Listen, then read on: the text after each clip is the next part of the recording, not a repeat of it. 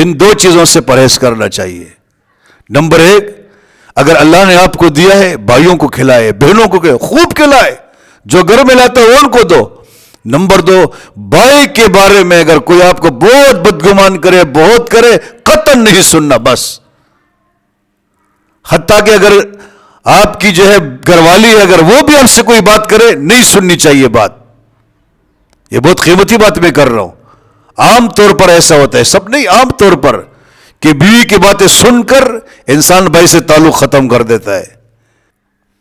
اگر ہم نہیں کریں گے اور دشمنیاں پیدا ہو گئی نا، دشمنیاں، پھر یاد رکھو ہم ان دشمنیوں کو نبھا بھی نہیں سکتے۔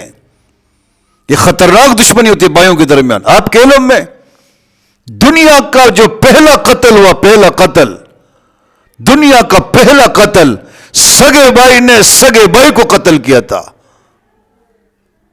قابیل نے اپنے سگے بھائی حابیل کو قتل کیا تھا، حسدن، اور کوئی وجہ نہیں تھی، حسد میں آ کر۔ حسد اتنی خطرناک بیماری۔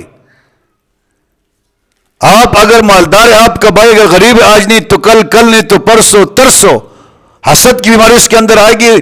پھر حسد کے نتیجے میں اس میں دشمنی آئے گی۔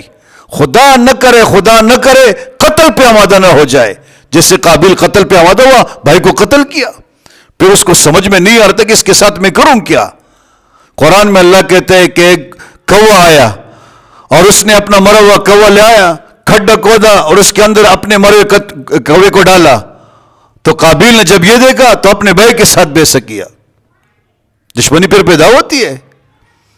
یوسف علیہ السلام کے بھائیوں کے بارے میں ہم سب جانتے ہیں کہ اولیاء اللہ تھے۔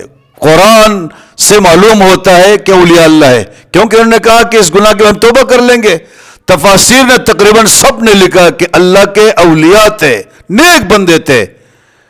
لیکن جب انہوں نے دیکھا کہ ہمارے والد محترم حضرت یعقوب علیہ السلام اپنے بیٹے یوسف سے زیادہ محبت کرتے ہیں، زیادہ توجہ دیتے ہیں، ہمیں کم دیتے ہیں، حسد میں آ گئے۔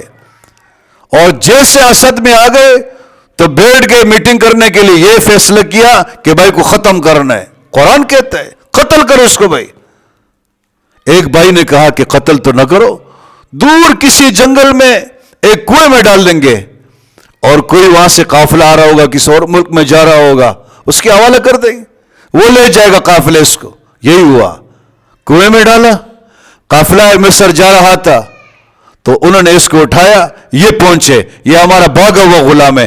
بھائی بھی نہیں کہہ رہے، ہمارا بھاگا ہوا غلام ہے، بدتمیز ہے اور بے شرم بے حیا ہے، ہم اس سے بہت تنگ ہے، تم لے جاؤ۔ انہوں نے کچھ پیسے دیے، قرآن کہتے ہیں پیسے بھی کیا تھا، نقلی پیسے، کھوٹے سکے دے دیے، چلے گئے اور جا کر مصر کے بازاروں میں اس کو بیچا قافلے والوں نے۔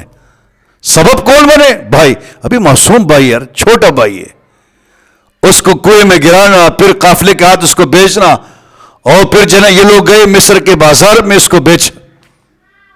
وہ ایک شاعر کہتے ہیں اگر ہوتی وفا خون کے رشتوں میں، اگر ہوتی وفا خون کے رشتوں میں تو یوسف نہ بکتا مصر کے بازاروں میں۔